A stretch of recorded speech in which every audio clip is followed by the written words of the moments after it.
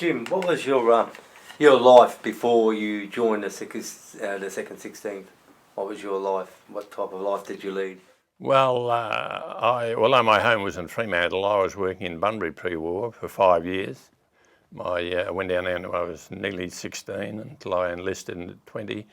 So I had 5 years in Bunbury as a teenager. Worked for the Bunbury Shire. When I rang my dad to say I had enlisted, hard to believe, but he said, your elder brother enlisted up here today. That was a coincidence, wasn't it? Incredible. So I worked for the Shire there. I played a bit of sport, a bit of football, or tried to, and that's where my 5 teenage years were spent. Prior to that, I lived in East Fremantle, or High Street, opposite the golf links. Went to Fremantle Boys School. Had a bad start in life and had tetanus when I was 5 years old and finished up with lockjaw, which wasn't much of a help. So I missed a year's schooling, so I was always a year older than the other kids I was at school with. And so when the depression was just getting over with employment was very hard to get when I left school, and my mother had got me to start studying accountancy through Hemingway and Robertson. I think that's what got me the job down in Bunbury, because I was only 16, which was a bit unusual to get a job away from home in a shire, or a council as it was called then. And I spent the 5 years down there before I went in the army. How old were you when you joined the forces? Well, I enlisted in April of 1940. I had just turned 21, along with all my mates in Bunbury. And after a couple of months, mates got called up, and I hadn't got a call up. And in Bunbury, unlike up here, where you could go every day and enlist, they came down from Perth when they wanted to boost enlistments. And so a couple of months later, when they came down, I went along with my enlistment card, and obviously a First World War chap, AIF, with his ribbons there, said, you've come along to enlist, laddie. I said, no, I haven't come along to enlist. I want to know when you're going to bloody well call me up. He said, don't worry, laddie, it won't finish next week. I mean, which from his point of view was fair enough. He said, I'll call you when they want you. Anyway, that dragged on for quite a while. I didn't realise it, but the mayor of the town was the manpower officer. And they had held my enlistment up. And it wasn't until, I think it was December of the year, the accountant said to me, Jim, I think you'll get a call up next week.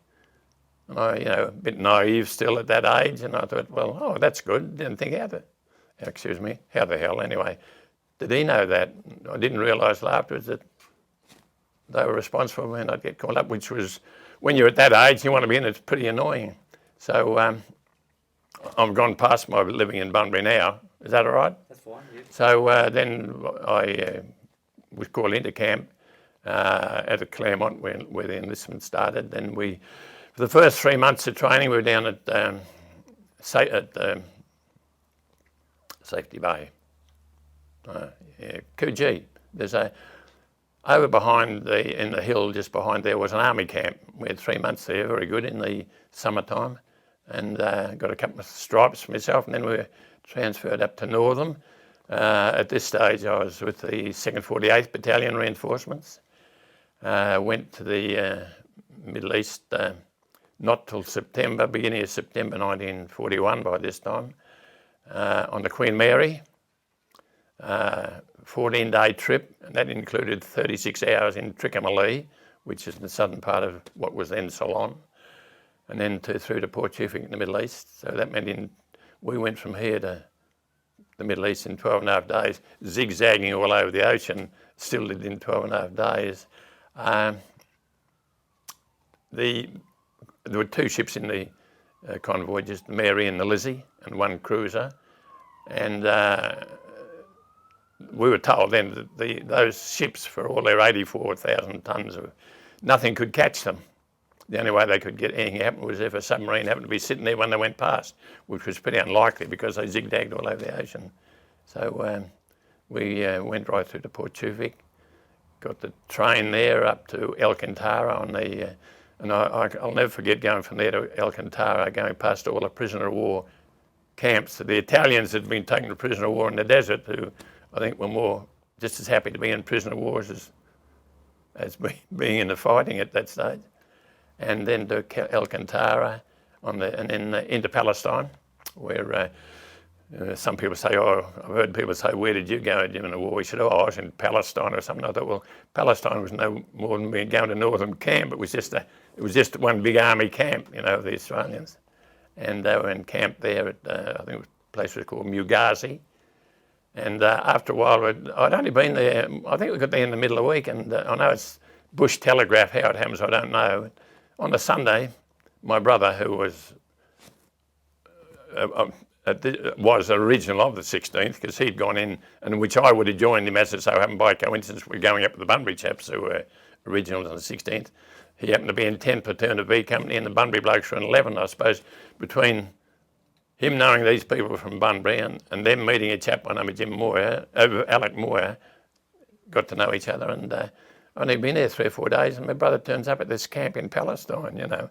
What had happened was this was after the conflict had finished, and they were up in the Suradani, up in the snow country. He got malaria and come back, and when you got sick and went to hospital, you didn't go back to unit, you went back through the ITB, Infantry Training Battalion, in Palestine, and he was there, and don't ask me how he knew I was in Palestine. And he turns up, and I don't remember asking him, but whether I did or whether he suggested, I don't know, but in those days, fathers could claim sons into their unit, or elder brothers could claim younger brothers into the unit to protect them. I don't know that's such a great idea, because I did hear of instances where elder brothers weren't happy about the amount of patrol work the younger brother was getting, or things like that. Anyway, so by this time, the 2nd 48th didn't need reinforcing, and we were transferred to the 2nd 3rd Machine Gunners. And then myself and 2 other chaps who were in the same unit as I, and who had elder brothers in the 16th, got claimed up there too, Herbie Doran and Norm Boys. And so I joined my brother up at Suradani, Syr, SYR, they refer to it as, up above Tripoli, which is now Lebanon.